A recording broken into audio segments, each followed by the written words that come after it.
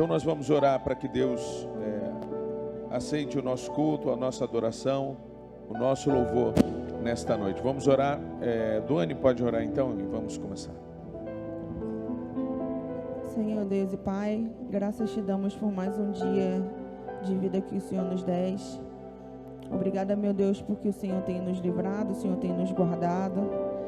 Te pedimos, Senhor, que Tu venhas estar conduzindo esse culto.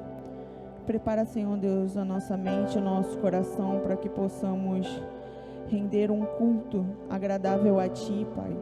Que possamos tirar todas as nossas distrações, que possamos focar única e exclusivamente no Senhor nesse momento. Fala, Senhor Deus, conosco.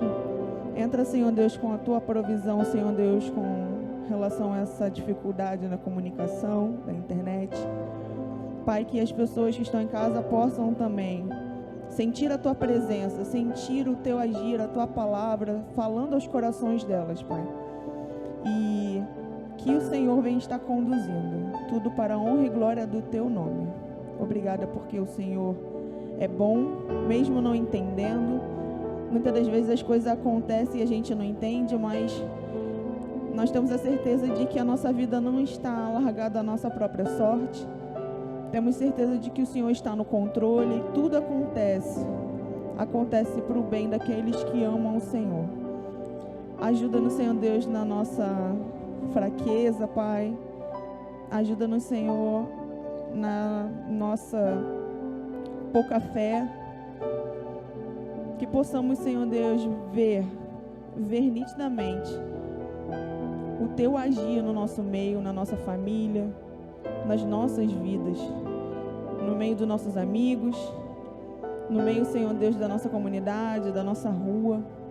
Pai, no nome de Jesus, Pai, que o Senhor venha nos despertar para fazer a Tua vontade, para falar do Teu amor, para olhar, Senhor Deus, para aqueles que de alguma forma não estão se sentindo bem.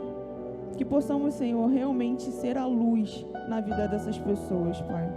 Esteja no Senhor nos deixando sensíveis para olhar ao nosso lado, para suprir, Senhor Deus, a necessidade de quem está ao nosso lado. Que não venhamos passar, Senhor Deus, despercebido com os problemas dos nossos irmãos também, da nossa família. Entregamos, Senhor Deus, tudo nas Tuas mãos, Pai. Entregamos, Senhor Deus, as nossas vidas, os nossos problemas nas Tuas mãos, crendo que o Senhor tem o melhor, mesmo não entendendo. É isso que eu te peço no nome de Jesus. Amém. Todos juntos? Estamos todos congregados aqui, certamente abençoados também, todos juntos, unidos em paz, celebrando Jesus Cristo entre nós. Algo novo Deus está por fazer com este povo a quem muito quer bem. Seu Espírito Ele vai derramar, uma igreja forte edificar, pra louvor de Tua glória. Vem, Senhor, Tua história escrever através da nossa vida. Teu querer desejamos, cumpre em nós os Teus planos. Vem, Senhor, e reina hoje aqui. Estamos todos juntos? Estamos todos congregados aqui, certamente abençoados também. Todos juntos unidos. Todos juntos unidos em paz.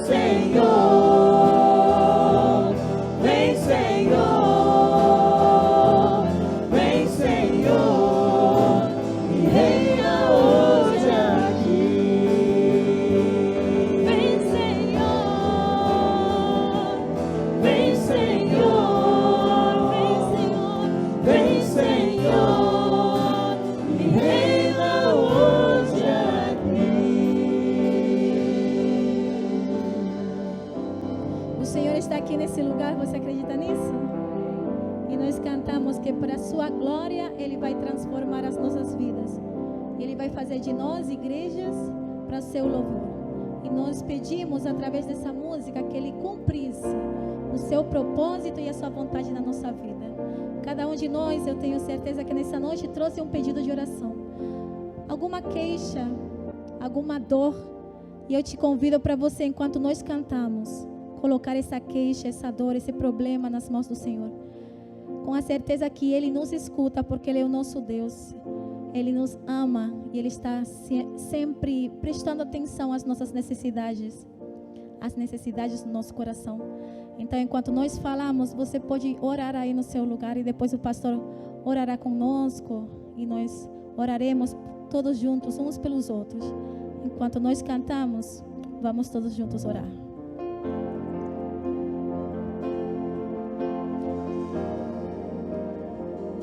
Na oração encontro calma. Na oração encontro paz. Orar a Deus faz bem à alma. Falar com Deus me satisfaz.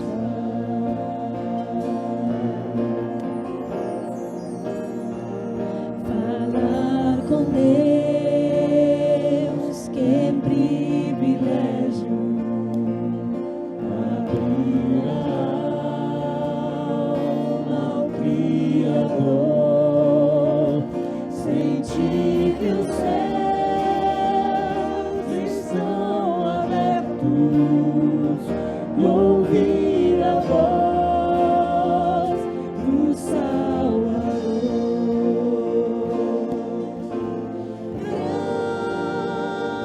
Grande é o nosso Deus e as obras que Ele faz. O seu amor não tem limites. Em seu perdão encontro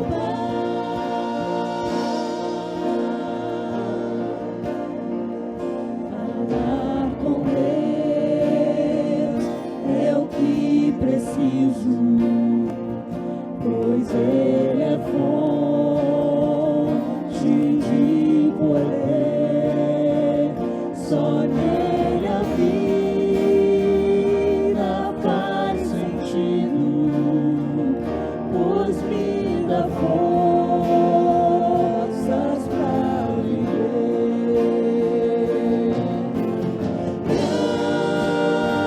Grande é o nosso Deus e as obras que Ele faz. O seu amor não tem limites. Em seu perdão encontro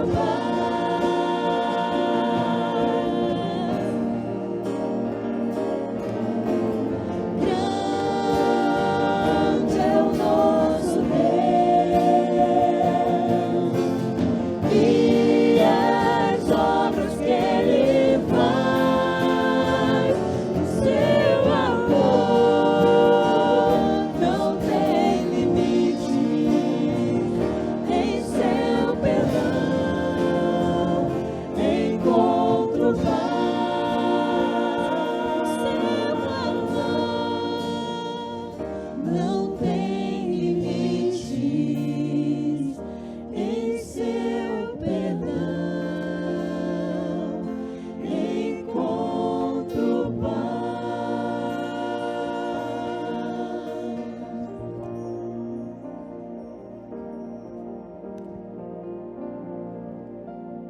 Como sabemos, muitos são os motivos de oração, pedidos, né, de oração. Muitas as histórias, muitas questões que a gente vai conhecendo também, enfermidade, famílias enlutadas, pessoas passando dificuldade, casos que a gente tem a certeza que somente Deus, só Deus, pode entrar com o seu poder. Estávamos ali hoje também lá no Caju, e aí nós vimos ali as pessoas, as dores das pessoas, e algumas pessoas só pedem um consolo, alguns querem entender o que acontece, por que acontecem as coisas. Mas uma das coisas que eu tenho aprendido muito com Deus, Ele tem me ensinado bastante, é que precisamos aprender a descansar nele, porque nele nós encontramos a paz que precisamos encontrar, precisamos ter em todos os dias da nossa vida. E como já foi dito desde o início, você que tem o seu motivo de oração, você que tem o seu pedido, você que tem a sua dificuldade, seja aqui no templo, seja na sua casa, coloque-se diante de Deus e fale com Ele. Fale com Ele tudo aquilo que você precisa, tudo aquilo que você está sentindo, porque nele você encontra a paz. Vamos orar. Senhor nosso Deus, diante de Ti, Senhor Deus, estão tantos pedidos, Senhor Deus, de oração, Senhor Deus, de tantas súplicas, Senhor Deus, tantas dificuldades, Pai. Algumas famílias enlutadas, passando por dificuldades, pessoas entristecidas, Senhor Deus, sem saber, Senhor Deus, o que fazer, que buscam um consolo, Pai. E temos a certeza que somente o Seu Espírito Santo dá. Diante de Ti também eu apresento, Senhor Deus, aqueles que estão enfermos, Senhor Deus, encontrando dificuldades, Senhor Deus, não sabendo, Senhor Deus, até quando, Senhor Deus, vão continuar nessa condição, Pai. Eu te peço, meu Senhor, em nome de Jesus, que o Senhor venha enviar cura, Pai, segundo o Seu querer e a Sua vontade, no Seu tempo, Pai. Aqueles que estão em dificuldades, Senhor Deus, em questões familiares, Senhor Deus, pessoas que estão passando, Senhor Deus, por momentos difíceis, Senhor, em nome de Jesus, Pai, nós clamamos que o Senhor venha, Senhor Deus, intervir, Senhor Deus, que o Senhor venha, Senhor Deus, entrar com o Seu poder, com a Sua graça, com o Seu perdão, com a Sua misericórdia, com o Seu amor, Pai. Eu te peço, meu Senhor, que o Seu Espírito Santo continue falando ao nosso coração, nos dando força para prosseguir, Senhor Deus. Que a Sua graça, Senhor Deus, venha nos encher, Senhor Deus. Que venha encher a vida do meu irmão, da minha irmã que está passando por dificuldade, Pai. Que a Sua mão esteja, Senhor Deus, sobre eles, Pai. Tendo a certeza que que o Senhor está com ele todos os dias da sua vida, Pai. Em nome de Jesus nós oramos, Pai. Temos a certeza, Pai, que o Senhor está conosco. Em nome de Jesus, amém.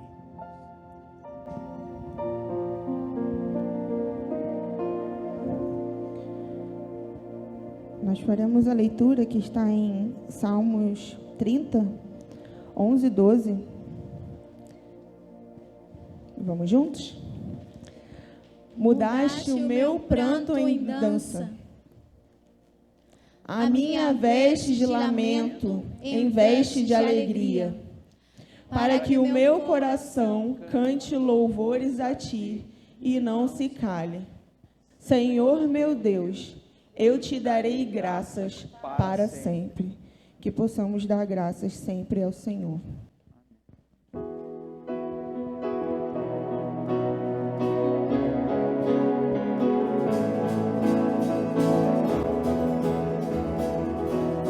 Enquanto nós trazemos os nossos dízimos e ofertas, vamos todos juntos cantar.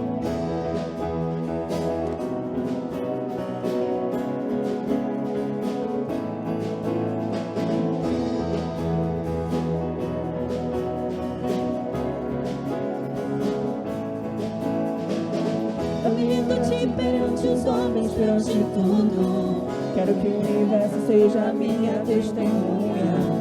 do teu trono minha adoração e levar com ela toda a minha gratidão. Senhor, és o motivo da minha alegria. Deus meu, és o caminho distante do mundo. Vou te alegrar com o meu louvor, eu quero te tocar. Com o meu amor, poder te abraçar, sentir o teu pulsar, meu coração bater ao meu. Vou te alegrar com o meu louvor, eu quero te tocar. Com o meu amor, poder te abraçar, sentir o teu pulsar, meu coração bater ao meu. Eu me rendo a ti perante os homens, perante tudo. Quero que o universo seja minha testemunha. Vou erguer perante o teu trono a minha adoração e levar com ela toda a minha gratidão. Senhor, és o motivo da minha alegria. Deus meu, és o caminho distante do mundo. Vou te alegrar com o meu louvor, eu quero te tocar. Com o meu amor, poder te abraçar, sentir o teu pulsar, teu coração bater ao meu. Vou te alegrar com o meu louvor, eu quero te tocar. Com o meu amor, poder te abraçar, sentir o teu pulsar, teu coração bater ao meu. Te amo, oh, oh, te adoro, oh, oh, me prostro, oh, oh, pra te adorar, te alegrar. Te amo, oh, oh, te adoro, oh, oh, me prostro, pra te adorar, te alegrar. Vou te alegrar com o meu louvor, eu quero te tocar. Com o meu amor, poder te abraçar, sentir o teu pulsar, teu coração bater ao meu. Vou te alegrar com o meu louvor, eu quero te tocar. Com o meu amor, poder te abraçar, sentir o teu pulsar, teu coração bater ao meu.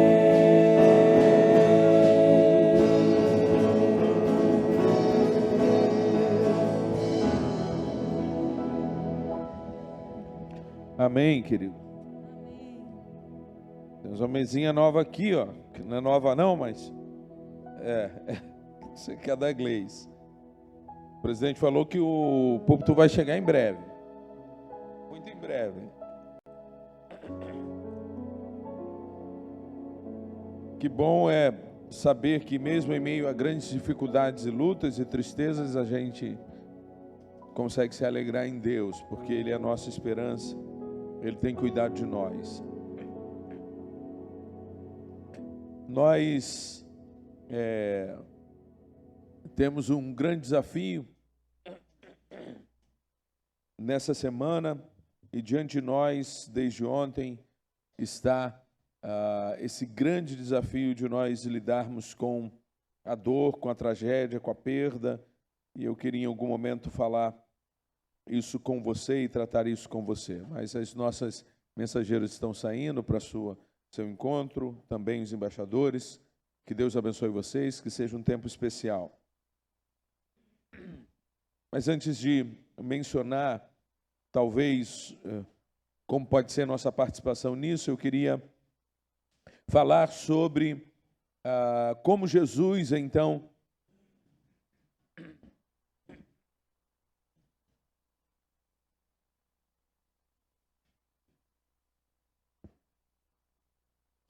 como Jesus exerceu o seu ministério na Palestina.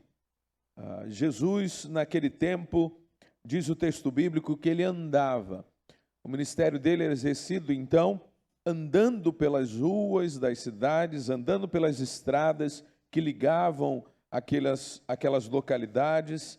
E naquele momento a Palestina, então, a Galiléia, a Judéia, tinham muitos povoados, próximos uns aos outros, outros mais distantes, alguns maiores, outros menores. Eram as cidades, né, daquele tempo, daquele momento. Jesus, então, segundo o texto, percorreu esses lugares. Muitos deles lugares que a gente consideraria sujos. Andar por aquelas estradas de terra era preciso lidar com uma constante sujeira. E olhe, nós temos uma ideia de higiene bem diferente daquele tempo, né? Você viver num lugar extremamente quente, com roupas grandes, pesadas, e esse negócio de banho, como a gente pensa hoje, não era tão desse jeito, né? Então era muito difícil, muito desgastante para o corpo. Eram lugares também desorganizados, as estradas eram perigosas, isso já tinha, assaltante, já era uma coisa que tinha. Mas que desde que alguém teve algum bem na vida móvel, se criou a ideia de alguém roubar isso, né, e tomar para si. As cidades e povoados, alguns deles eram murados, então, quase não havia praças públicas, as casas não tinham árvores, não tinham quintais, as construções, algumas na cidade compartilhavam paredes, portas se abriam direto para a rua, então também eram espaços empoeirados. Não havia uma força policial também para que você pudesse reclamar. A força dominante, então, era de Roma, que não estava tão preocupado com o problema de roubo, necessariamente, né? Era um lugar onde também havia violência. Andar por aquelas estradas não era simples, não era fácil, não era agradável.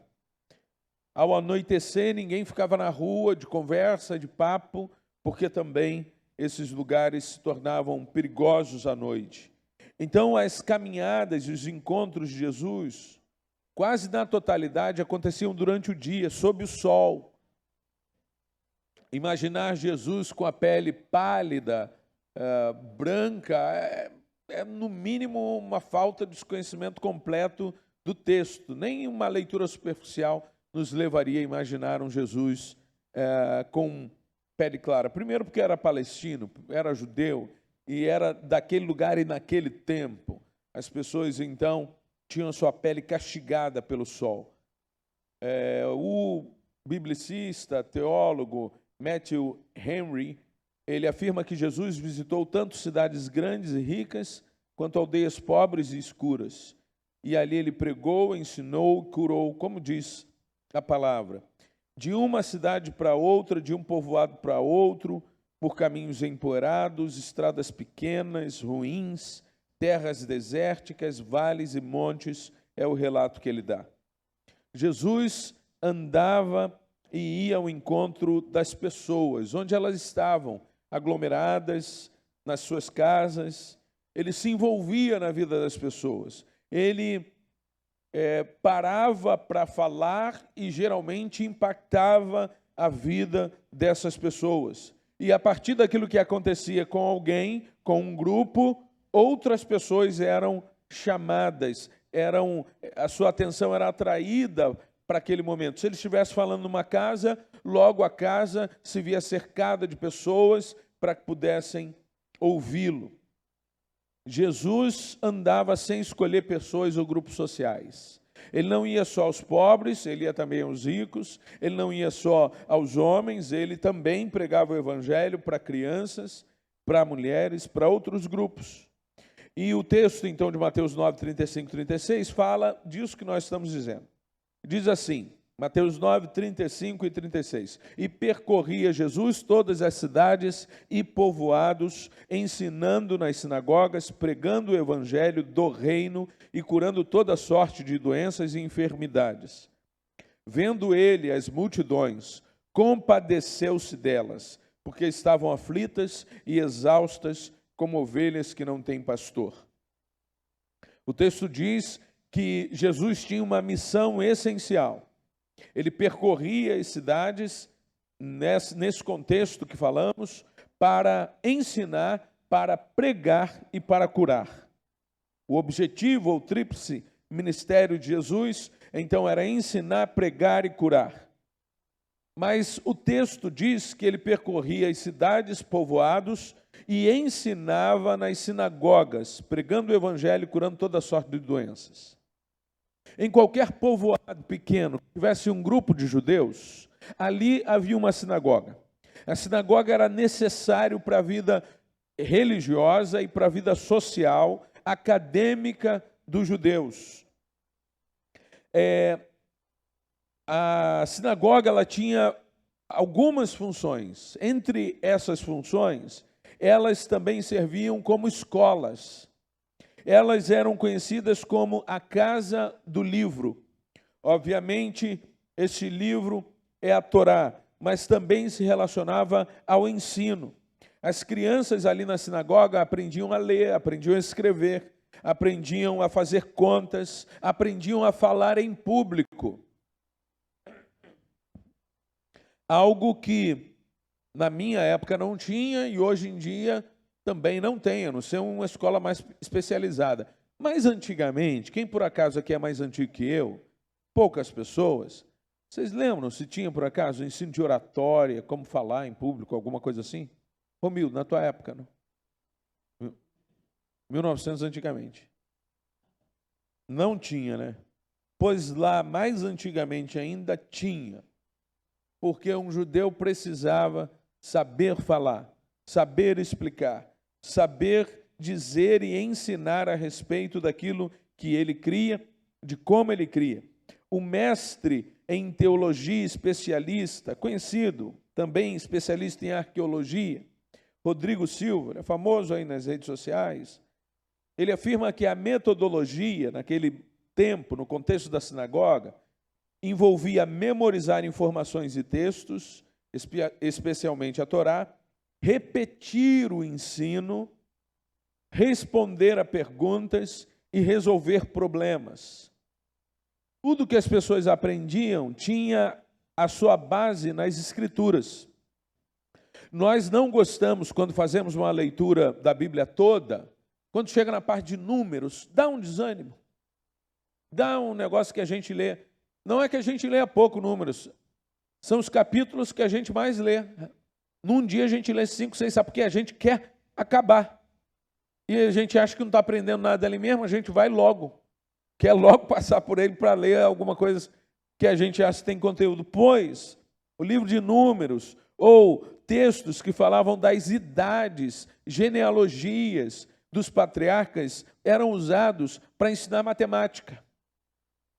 Se nós não víamos, eles espremiam a Torá de tal maneira que tudo era aproveitado, informações a respeito da cronologia do próprio texto, né? Quando trazia alguma informação dos anos, né? Do que acontecia num tempo, a profecia falou que vai demorar tantos anos, isso tudo era usado para ensinar as crianças. Também as guerras de Israel, o caminho de Israel pelo deserto, enquanto ele ia pelas nações, isso era ensinado para ensinar geografia. Como eles podiam identificar, era importantíssimo entenderem os limites dos espaços da terra, das suas heranças. A geografia tinha essa ilustração banhada muitas vezes em sangue, porque contava-se das guerras. As prescrições da lei, quando Moisés falava sobre a lei, olha, quando alguém estiver doente assim, tem que ficar 7 dias, tem que passar isso daqui, tem que ter esse rito de purificação. A medicina tinha exemplos na própria Bíblia, através de prescrições da lei. Então, para os judeus, as escrituras elas eram a base, a estrutura para que eles pudessem lidar com o aprendizado, com o ensino, com o conhecimento. E é nesse espaço da sinagoga, é nesse contexto necessário, importante, nessa metodologia, que o texto está falando que Jesus ensinou ao povo uma interpretação definitiva da Torá. É nesse contexto, onde eles aprenderam a vida toda o que significava a lei, que Jesus vem dizer, olha, vocês precisam se arrepender, o reino de Deus chegou, e agora eu estou dando uma nova interpretação, não mudando, mas dando uma interpretação definitiva para tudo que vocês aprenderam. No final das contas, era isso que ele estava fazendo ao ensinar na sinagoga, falando da fé, demonstrando com o seu poder a fé e levando-os a uma experiência real para que entendessem que ele era o cumprimento das profecias, ele era o Messias. Jesus, então, aproveitou e usou a estrutura que existia.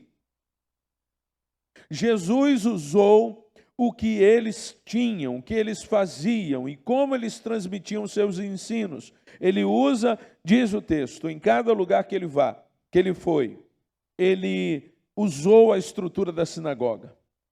E aí eu quero chamar a sua atenção e refletir com vocês.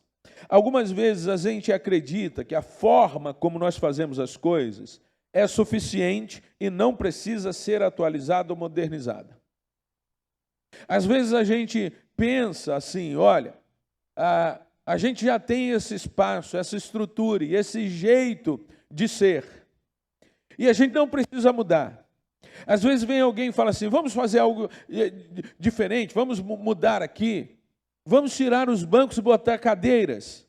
As pessoas falam, não pode, porque esse banco aqui meu pai sentou, esse banco aqui eu comprei, eu ajudei a pagar.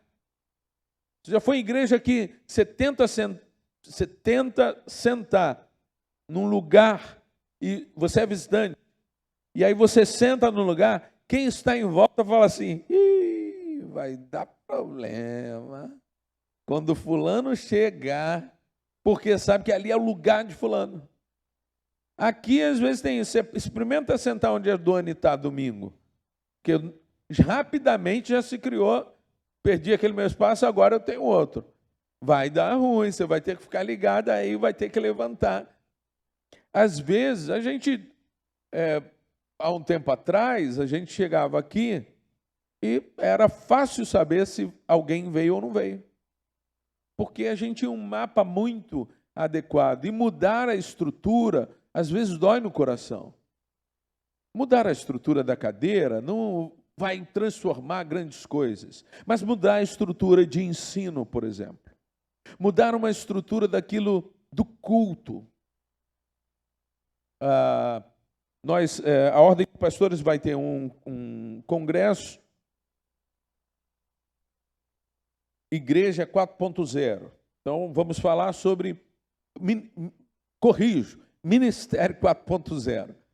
Desculpa aí, queridos colegas, que a gente teve uma discussão para mudar o nome, e aí eu vou e falo o nome antigo. Ministério 4.0. Como a igreja mudou e o que está acontecendo agora? O Facebook, a empresa do Mark, isso aí, eu poderia repetir o nome dele aqui, mas no momento não estou conseguindo não. Mudou para Meta, agora existe um negócio chamado metaverso. Metaverso é tão complicado que assim não adianta. É uma realidade. Deixa eu explicar. Existe uma igreja no metaverso, você compra um terreno, um espaço nesse lugar virtual, e ali existe, por exemplo, já algumas igrejas, tem igreja já com 200 membros, é uma coisa muito, muito nova. Nossas pessoas nunca vão se encontrar aí pessoalmente, tudo funciona lá naquela realidade. Então você é uma representação, um avatar seu naquela realidade. Daqui a um futuro, minha gente, a história vai ser bem diferente de como a conhecemos. Portanto, algumas estruturas vão mudar. E é uma dor muito grande quando a gente não consegue se desapegar de estruturas achando que elas são a essência da coisa. É um erro. Mas é um erro também, porque muitas vezes, no desejo de trazer algo novo, a gente desconsidera as boas tradições que temos. A gente desconsidera as boas metodologias que usamos no passado. Às vezes a gente fala assim, vamos, não, isso daí não é legal, não é bom.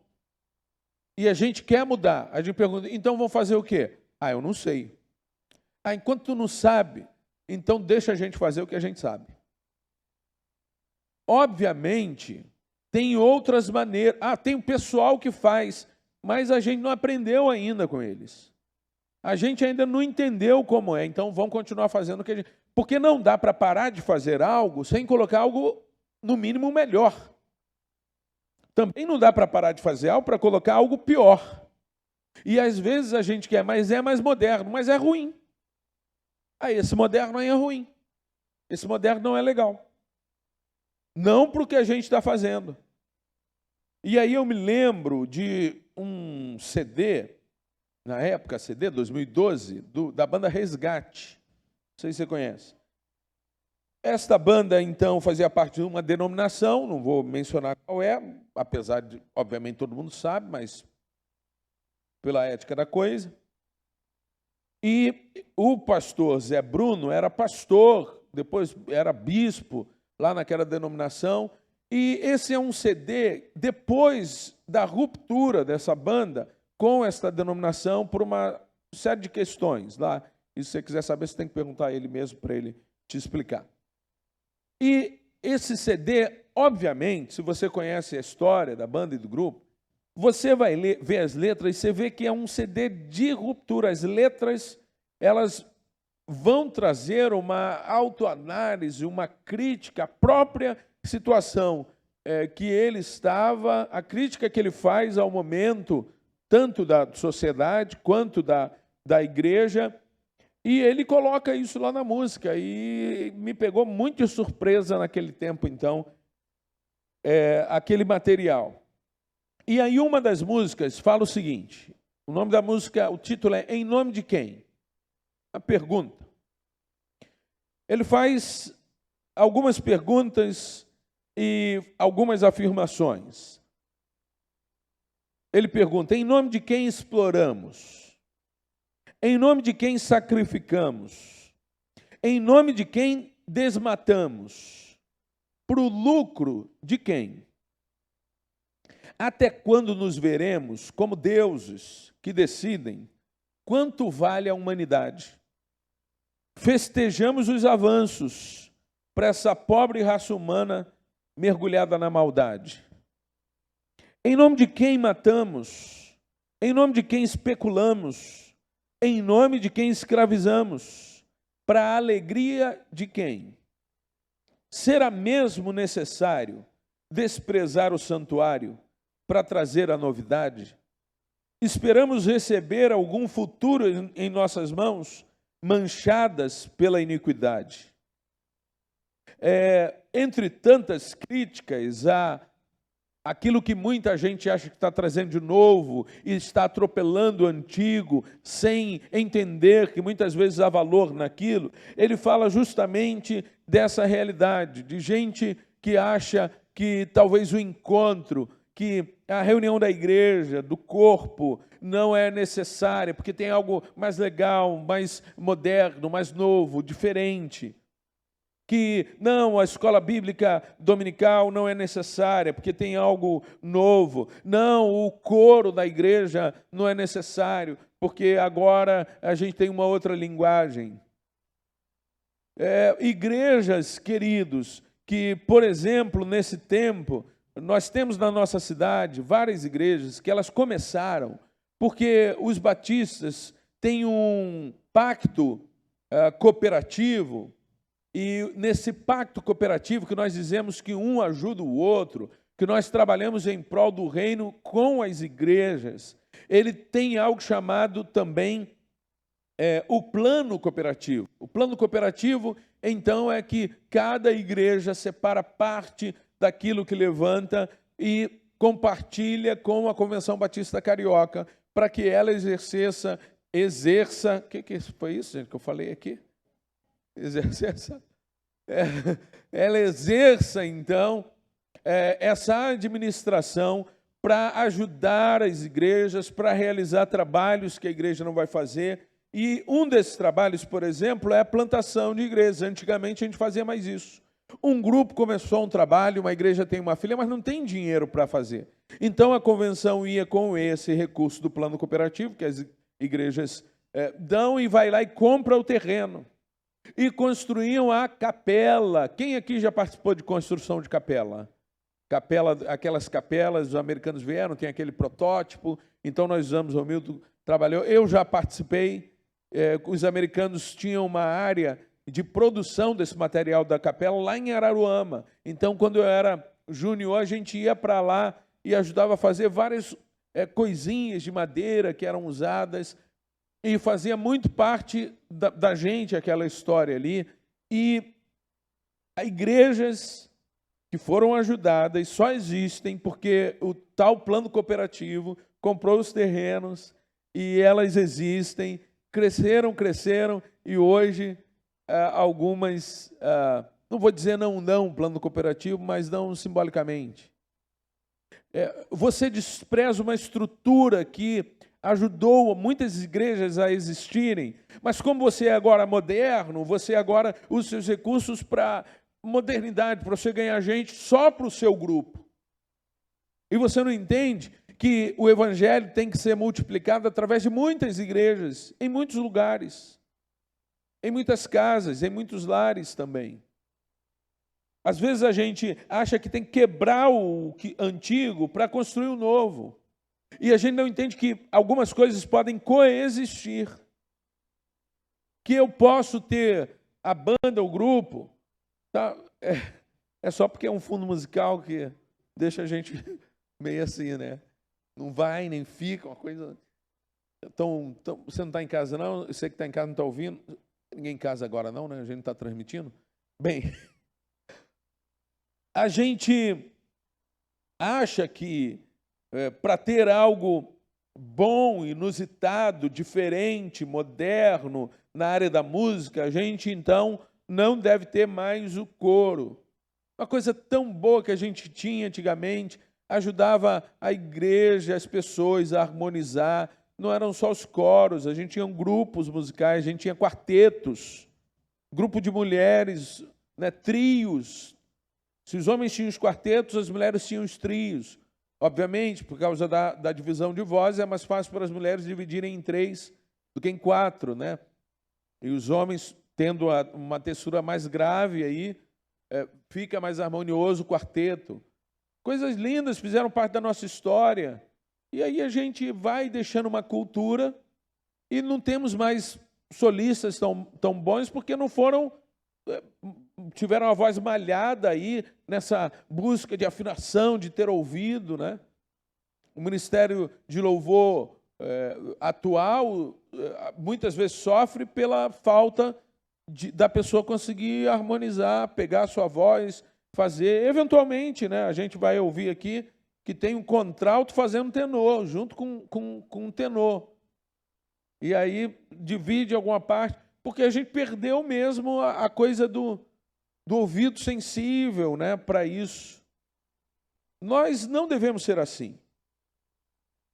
O que Jesus está mostrando aqui é que não precisa destruir o antigo para construir o novo. Ele usou outros métodos, mas ele foi na sinagoga e ele falou assim, vamos acabar com essa sinagoga aqui. O negócio aqui não está bom. Vamos fazer uma escola aqui do lado, vamos fazer... Nada disso. Isso não foi nem comentado por ele. Algumas vezes, pior ainda, a gente vai atualizar a metodologia e muda o ensino, e cria outra coisa, e inventa outra história, e daqui a pouco está pregando e fala assim, que evangelho é esse? O que foi ensinado aí? Recentemente eu vi um vídeo, trazia uma encenação muito interessante, estava vendo, falei, podíamos usar isso aí, que coisa interessante. Mas o fechamento dele, fechou de uma maneira que ele apresentou um ensino que a Bíblia não apresenta. Ele apresentou um meio de salvação que ficou muito relacionado com as obras. Então, por mais que fosse bom, a metodologia nova, um vídeo moderno, uma coisa legal, mas não tiveram zelo pelo ensino da verdade. Às vezes a gente quer usar algo novo, mas a gente perde no conteúdo. Não podemos perder no conteúdo. Podemos ter uma nova metodologia, mas ela pode sobreviver junto da outra. Se algum dia na história a gente sentar e falar assim, gente, tem 10 coisas fazendo a mesma coisa. A gente tem 10 metodologias para fazer a mesma coisa. Está tudo funcionando, mas vamos fazer 5. Porque eu não estou aguentando, eu tenho que vir aqui todo dia na igreja. Sim ou não? Como dizem, 20% das pessoas da igreja fazem um trabalho, das outras 80%. Então, um dia eu venho para as mensageiras embaixadores. Sabia que tem igrejas moderníssimas que pediram misericórdia e voltaram a ter o trabalho porque viram que as outras metodologias não trabalharam tão bem quanto os embaixadores e mensageiras? Eu tenho uma estrutura boa, eu tenho uma metodologia boa. Ora, eu posso modernizá-la, mas ela é boa, as bases são boas. Para destruir algo que é bom, bendito, tem que ter algo melhor. Então eu venho para mensageiras e embaixadores um dia, no outro dia eu venho para garotos cristãos em... não, vai ficar parecido com GAN, né? Eu quero um outro nome aqui para garotos que jogam e louvam, e as meninas que adoram e dançam. E no terceiro dia eu venho para juniores e adolescentes unidos na fé, e tudo para trabalhar com o mesmo grupo, as mesmas pessoas fazendo. Então, eu posso falar, peraí, gente, vamos juntar aqui e fazer um Power Mensageiros do Rei, um Extreme Embaixadores, alguma coisa que una isso que a gente está fazendo. Às vezes vai ser difícil. Vou dar um exemplo aqui da irmã Nilceia. Segunda Geruarte. Antigamente era segunda Idade Feliz, depois Geruarte. No mesmo dia. Estamos caminhando para o número de hoje mostra que o potencial das 16h30 é grande. Imagino que a irmã esteja observando, né? Porque hoje tivemos uma atividade aqui, tinha mais gente do que o culto agora. Então, 16h30, quarta-feira. Então, terça-feira não tem nada não, né? Agora tem estatuto. GT do estatuto.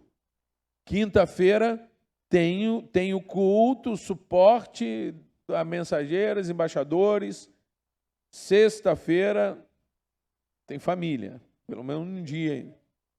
Terça tem atividade com as pessoas em situação de rua. Se você for participar de tudo, bendito, cadê sua família? Nós estamos aí, né, vamos ter novamente esse ano 2 semanas da família. Não pode ter atividade ministerial na igreja.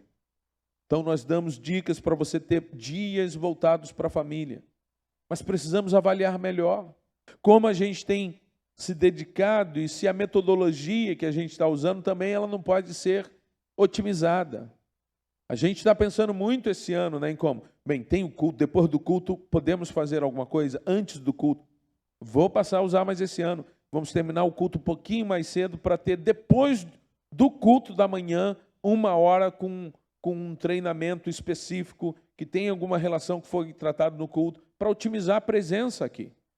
Para não ter que voltar um outro dia. Para que a gente use as estruturas que nós temos e abra espaço também para aquilo que é novo. A gente não precisa mudar a verdade é a mesma. E Jesus nos lembra isso quando ele usa a estrutura que tinha, sem romper com a boa tradição, mas usando outras abordagens. Jesus, diz o texto, pregou o evangelho na rua, pregou na estrada, pregou no campo, usou montanhas, usou não sei quem foi, já era talvez uma prática desde o Antigo Testamento, mas tinha que testar o lugar. Alguém tem que chegar lá e falar, vamos ver se aqui é bom, esse lugar aqui, esse morro aqui é bom. Alguém foi lá no morro e falou, está ouvindo até onde? Anda mais um pouquinho, está ouvindo até onde? Anda mais um pouquinho, está ouvindo. Até, daqui dá para muita gente, vamos usar esse lugar aqui para pregar. Dá para ouvir bastante. E ali ele usou o recurso. Tem muita gente na praia. Afasta um pouquinho o teu barco aqui, que eu vou ficar aqui no barco e a gente vai falar, todo mundo vai ouvir aqui. Ele usou estratégias na hora de pregar diferentes. Ele contou histórias, ele deu exemplos. Ele andou pela rua e falou, está vendo aquele negócio ali? Aquele pé ali, como é que é o nome, gente? Aquela árvore ali. Aquela figueira ali. E aí ele... militar, assim, apontou, e eu estou vendo, eu falo logo, né? O que é pilastra? Ele não fez isso não, mas ele foi com o templo, tá certo? O templo, tá vendo o templo? Então ele usava os recursos didáticos diferentes, mas ele não abandonou o que já era usado. Ele contou parábolas, era algo comum no ensino. Ele entrou na casa das pessoas, algo comum também, ele chamou discípulos. Um rabi tinha discípulos. Em Gamaliel já teve um momento que 80 discípulos o seguiam. É muita gente. Ele chama 12. Alguns vão dizer que Judas não foi chamado. Judas estava lá falando, eu estou junto também, eu estou aqui. Tu falou que podia vir, eu vim. Ele usou outras ferramentas, mas ele não precisou destruir estruturas. A gente tem que avaliar, então, o que serve e o que não serve. E eu queria que a gente pensasse sobre isso, né? E aí eu quero pegar um gancho para a gente terminar e orar novamente dessa situação. Ontem, em Petrópolis, todas as estruturas de muitas famílias acabaram. Zero. Não é aquele negócio de eu perdi tudo, como a gente consegue falar. A pessoa tem a casa dela, encheu de água, ela diz, eu perdi tudo que tinha dentro. Essas pessoas não têm nada, essa é a afirmação. Nada, porque não tem estrutura, não tem roupa, não tem documento, não tem nada existe mais. Tudo está ali, e junto com isso estão pessoas. Então tem gente que perdeu a estrutura da vida, não sabe como é que vai sobreviver ao próximo dia. Uma mulher procurava a mãe, né, e a filha, ou era a filha dela e a bebê de 1 ano.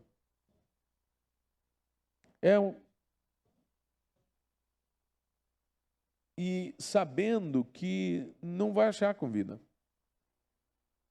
A gente olha para isso, a gente se pergunta,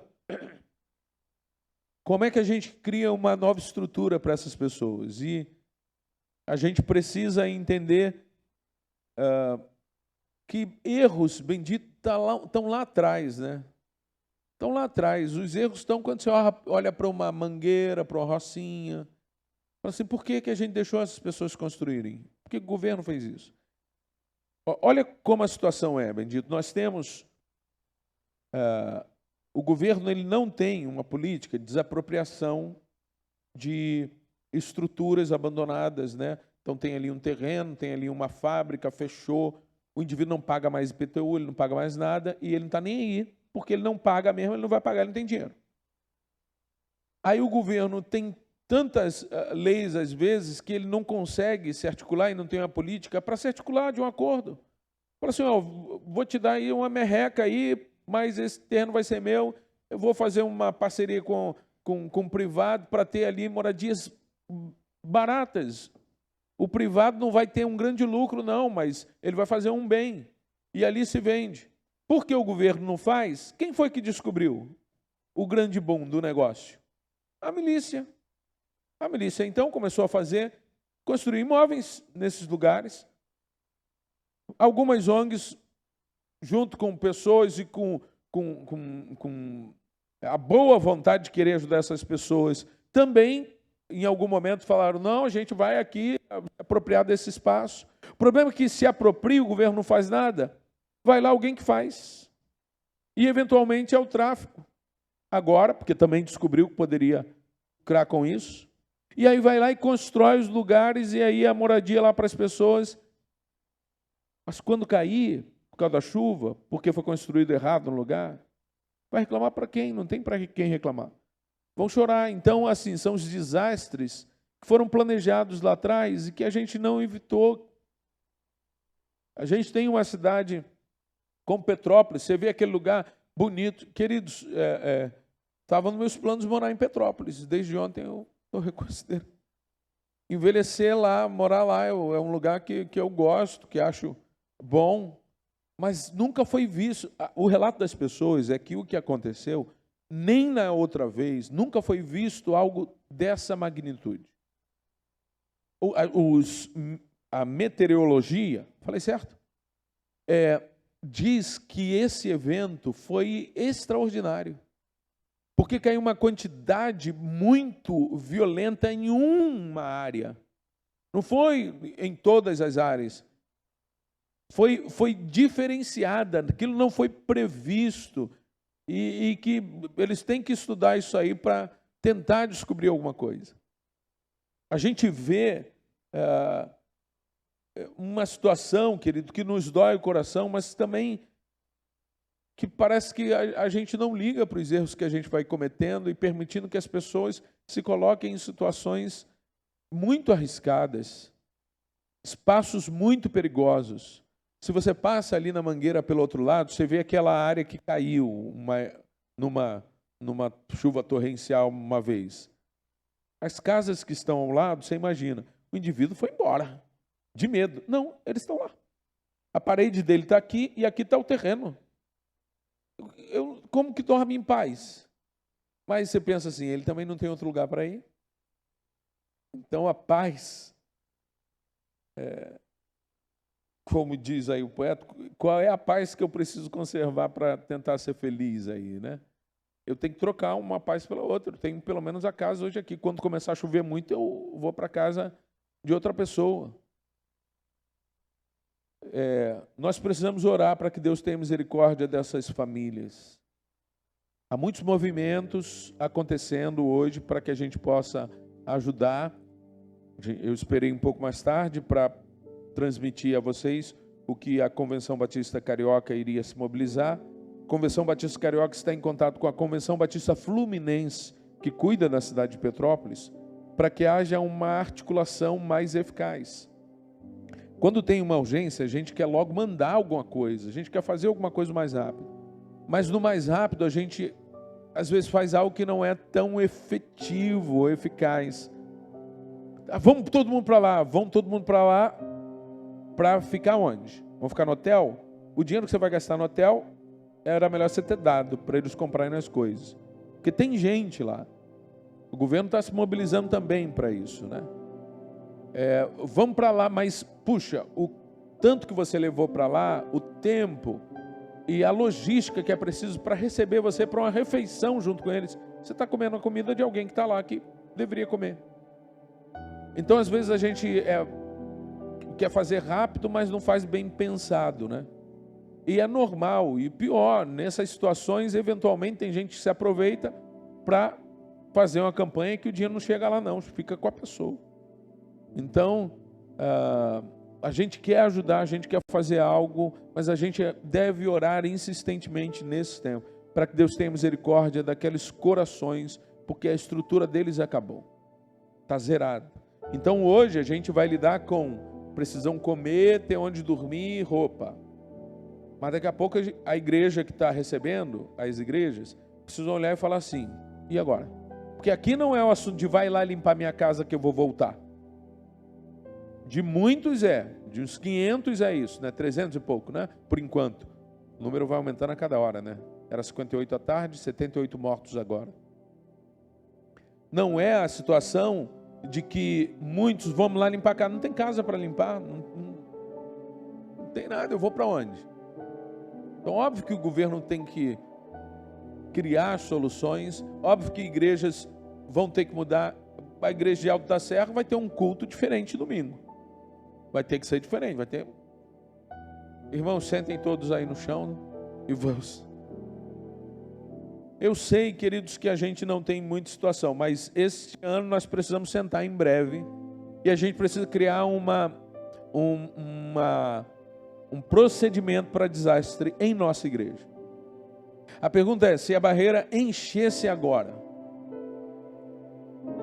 a gente ia ficar igual doido, porque não tem, a gente precisa criar um protocolo. Se acontecer uma situação em que a igreja precise acolher a comunidade desabrigada, como será isso?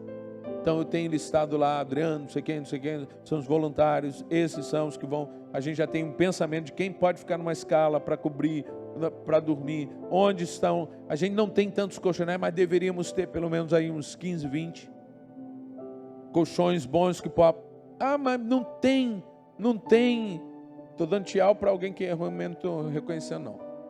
Mas está de moto ali, parou, ficou um tempão dando tchau, dei tchau, não sei o que é, de capacete ainda, acha que estou sendo reconhecido. A pessoa, como é que a gente faz?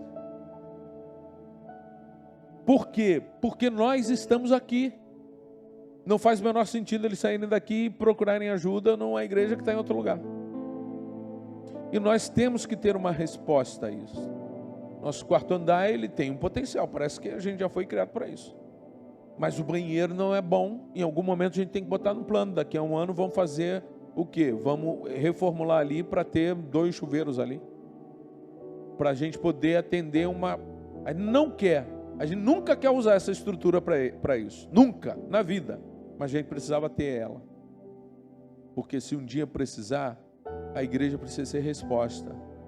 Os nossos irmãos ali, Segunda Igreja Batista de Petrópolis, Alto da Serra, as outras igrejas estão se envolvendo, toda a Convenção Fluminense, o Brasil está olhando, o governo, obviamente, eu tenho certeza, não vão faltar recursos, mas sabe como é que é aquele negócio assim, pode até não faltar, mas eu preciso fazer minha parte.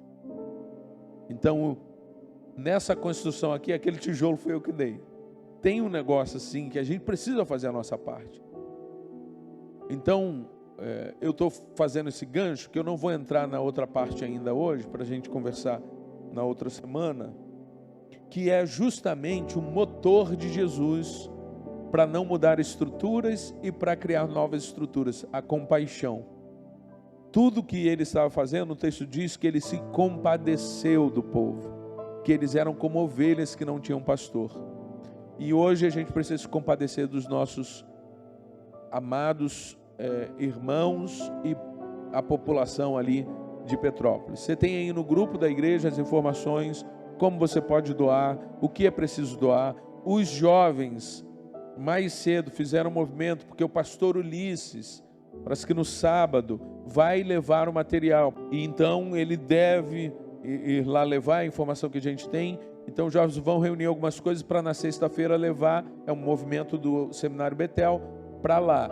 Mas fora isso, nós vamos focar então na arrecadação da convenção para que seja otimizado. Em várias igrejas no Rio de Janeiro, são 20 igrejas, são postos de arrecadação.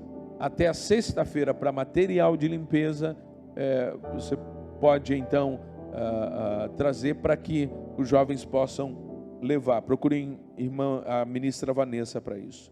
A minha oração é que nós precisamos estar preparados para ajudar e ter compaixão das pessoas.